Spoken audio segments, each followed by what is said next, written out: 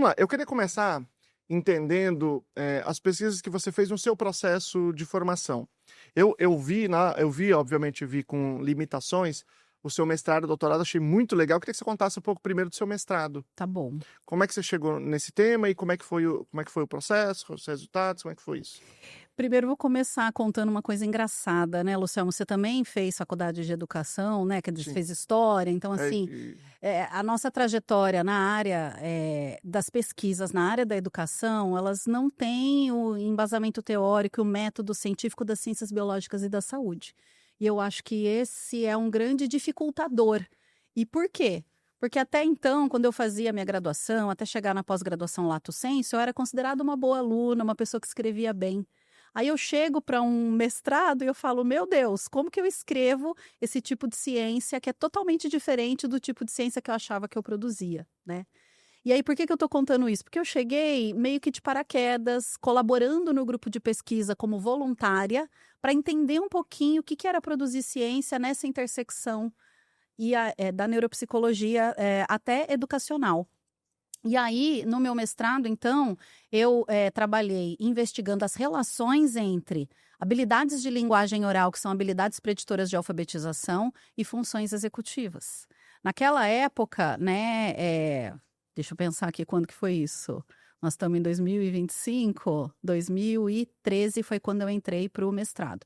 A gente já tinha algumas publicações mostrando relações, mas a gente não tinha tantos estudos brasileiros mostrando essas relações, né? Então, por mais que a gente entenda que para você adquirir as relações entre a linguagem oral e a linguagem escrita, letra e som, para ser alfabetizado, eu preciso de habilidades das funções executivas, existia essa escassez de estudos nacionais. Então, a Thalita Pazeto, a gente fez quase que meio juntas na mesma época, o mestrado e o doutorado, ela conduzia um estudo longitudinal, estudando essas relações, e aí eu fiz um estudo menor, numa escola particular de São Paulo, estudando, então, essas relações. E quais foram os Os resultados? resultados mostraram para a gente que funções executivas, pensando principalmente no controle inibitório, na memória de trabalho e na flexibilidade cognitiva, que são essas três funções executivas mais básicas, elas de fato elas estão relacionadas, né, correlacionadas com as habilidades de linguagem oral, como consciência fonológica, memória fonológica de curto prazo. O que a gente não conseguiu fazer, porque foi um estudo só de correlação, é determinar o que é causa e o que é consequência, né? Mas a gente viu que ambas estão relacionadas. O que isso significa? A gente fez a avaliação de crianças nos 3 níveis da educação infantil. Então, uma das coisas que a gente viu foi o efeito de série, ou seja, que as crianças mais velhas tinham melhor desenvolvimento nessas 3 habilidades em comparação com as crianças mais novas.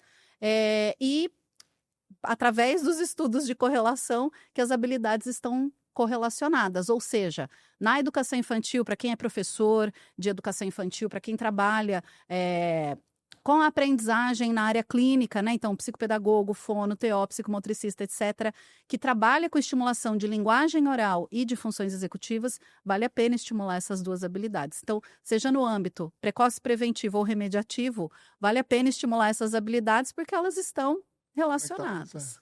E eu vi que tudo que você está falando tem a ver com regulação emocional, que é o que você trabalhou no doutorado. Como é que foi essa pesquisa? Tá. Então, no doutorado, a gente fez um projeto multicêntrico. A Alessandra foi minha orientadora, a Nath Dias foi a minha co-orientadora, e a gente teve vários estudos, então, aninhados, né? A gente desenvolveu um programa de estimulação precoce e preventiva em habilidades de autorregulação e funções executivas. Naquela época, a gente ainda não tinha muita clareza do ponto de vista teórico, o que era o quê, inclusive por quê.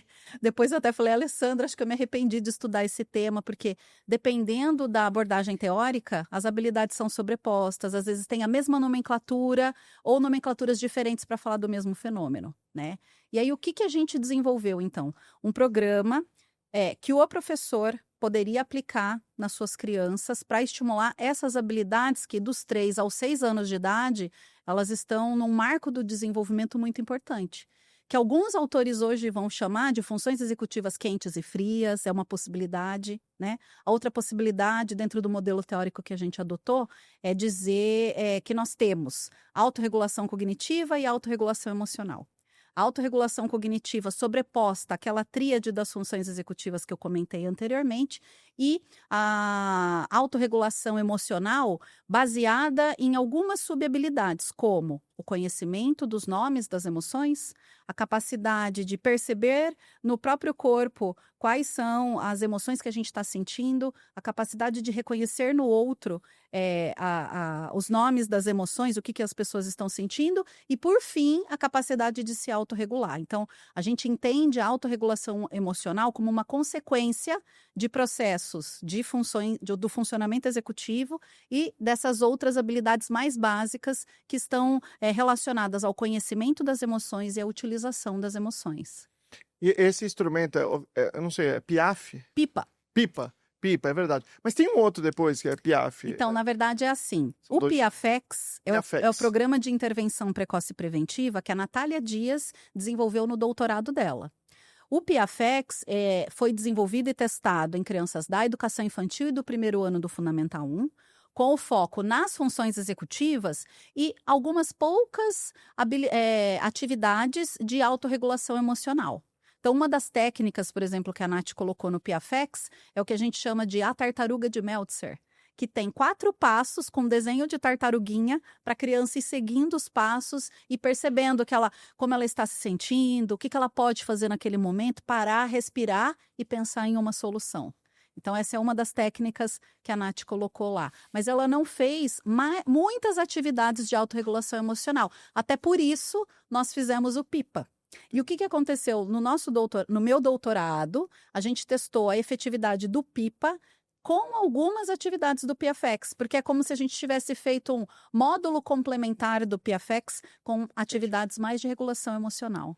E o Pipa está publicado, está disponível? Ainda não, porque como a gente testou a efetividade com algumas atividades que já haviam sido comprovadas, a gente está assim, pensando em fazer novos estudos só com o PIPA, sem as demais atividades. Mas o que nós já tivemos de resultado?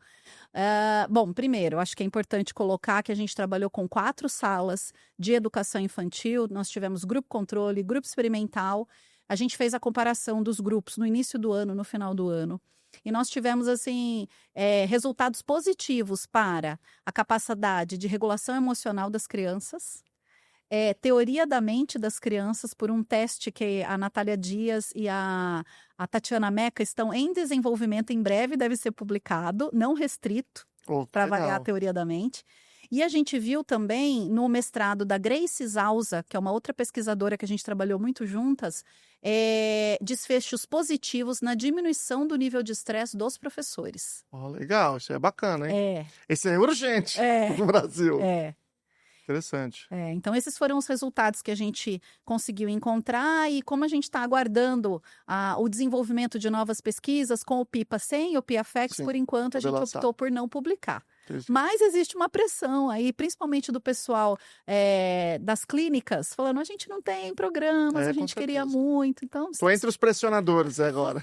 Estamos pensando. Deixa eu só falar uma coisa para o público aqui, só para esclarecer, o que eu devia ter falado isso no começo.